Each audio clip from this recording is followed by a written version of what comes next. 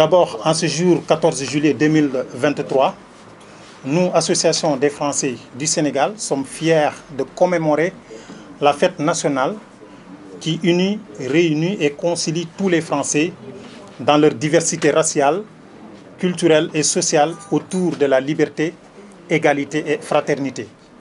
Alors, l'Association des Français du Sénégal, dont la représentation qui existe ici à Dakar, dont je suis le secrétaire général, je le disais tantôt, l'objet de cette rencontre porte sur les nombreuses injustices que nous subissons auprès de notre consulat général de France ici à Dakar. Nous sommes victimes d'un mauvais traitement de nos demandes de documents d'état civil, dont la transcription des actes de naissance de nos enfants, les demandes ou les renouvellements de nos passeports ou pièces d'identité nationale, nos demandes de transcription d'actes de mariage, nos demandes de certificats de nationalité française sont entre autres questions auxquelles nous sommes confrontés. En ce jour mémorable du 14 juillet 2023 qui marque la libération de la Bastille, comme vous le savez, nous, Français du Sénégal, tenons à démontrer à la face du monde que nous sommes rejetés par notre propre pays qui est la France, qui semble ne plus vouloir de nous. En ce sens, nous tenons à attirer l'attention de l'opinion nationale et internationale que le pays qui se réclame des droits de l'homme bafoue les droits les plus élémentaires de ses enfants établis un peu partout dans le monde, allant même jusqu'à créer des conditions d'apatride pour la plupart d'entre eux. Cette date mémorable si importante pour notre République, pour laquelle nous vouons une profonde reconnaissance et gratitude, est aussi pleine d'amertume pour nous, Français, car nous avons du mal à accéder à la plénitude de nos droits et devoirs en termes de citoyenneté. Pendant que la France accueille des réfugiés ukrainiens, russes, afghans, pakistanais, etc., ses propres dignes fils et filles sont ignorés et rejetés. C'est la raison pour laquelle nous avons invité la presse pour rappeler la consul générale consul général de France à Dakar que nous sommes très mal à l'aise, car nous avons du mal à avoir un rendez-vous pour accomplir nos actes citoyens. C'est-à-dire, si moi, citoyen français, j'ai un enfant qui est né ici à Dakar et que je dois transcrire au consulat général de France à Dakar, car les consulats représentent aussi, ont une représentation d'état civil aussi, j'ai du mal à transcrire mon enfant. On me demande de prendre rendez-vous en ligne et ces rendez-vous ne sont jamais disponibles.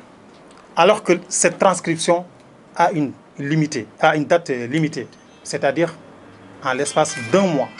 L'enfant français qui est né hors de France doit être transcrit en l'espace d'un mois. Alors, si ce délai est épuisé, on me rejette. On me dit que non, vous n'avez pas respecté le délai, votre enfant ne sera plus transcrit et par conséquent, il ne sera plus considéré comme un Français à part entière. Nous avons des citoyens français qui ont été français soit par ascendance ou par décret ou par naturalisation, peu importe, mais qui ont du mal à renouveler leur passeport au niveau du consulat général de France. Faute seulement de rendez-vous. Vous imaginez, en 2023, la consul générale de France à Dakar a du mal à établir des passeports ou des pièces d'identité pour ses citoyens. Nous sommes aussi rejetés parce que nous, citoyens français, notre seul refuge ici au Sénégal, c'est le consulat général de France à Dakar. Mais le consulat s'est barricadé. Nous avons même du mal à accéder aux services consulaires.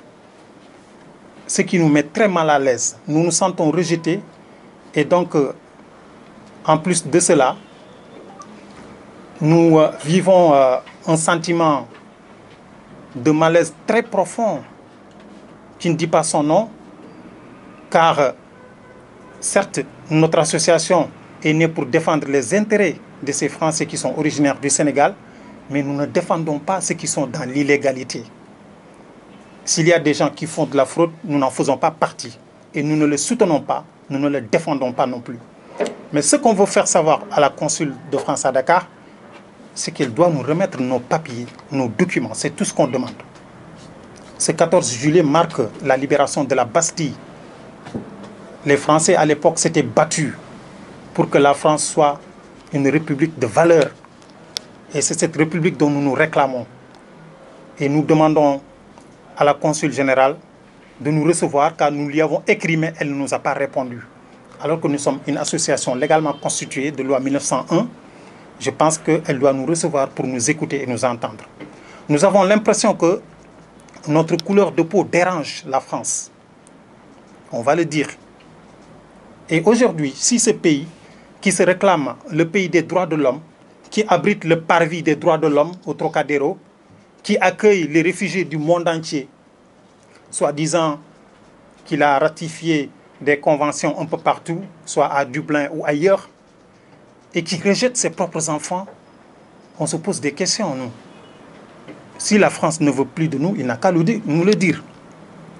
Donc c'est la raison pour laquelle nous avons convoqué la presse, pour dire notre amertume, pour dire ce qui nous fait le plus mal au fond de nous.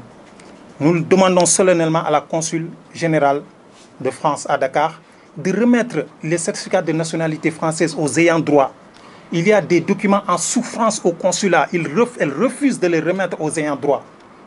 Sans aucun justificatif, ce qu'on ne comprend pas.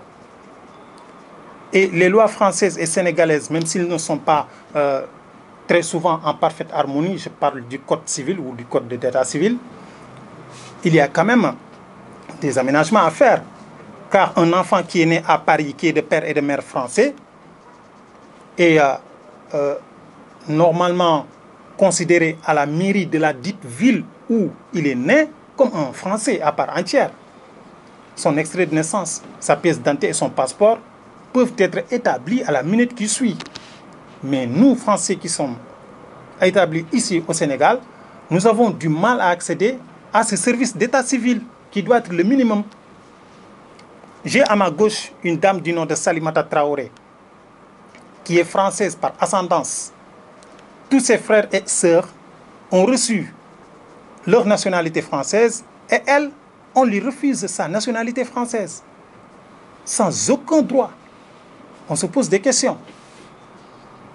Et donc c'est la raison pour laquelle nous tenons à dénoncer cet état de fait, car il y a des ressortissants français qui sont devenus aujourd'hui des apatrides, car ils n'ont pas de documents d'identité. Donc je ne vais pas trop monopoliser la parole.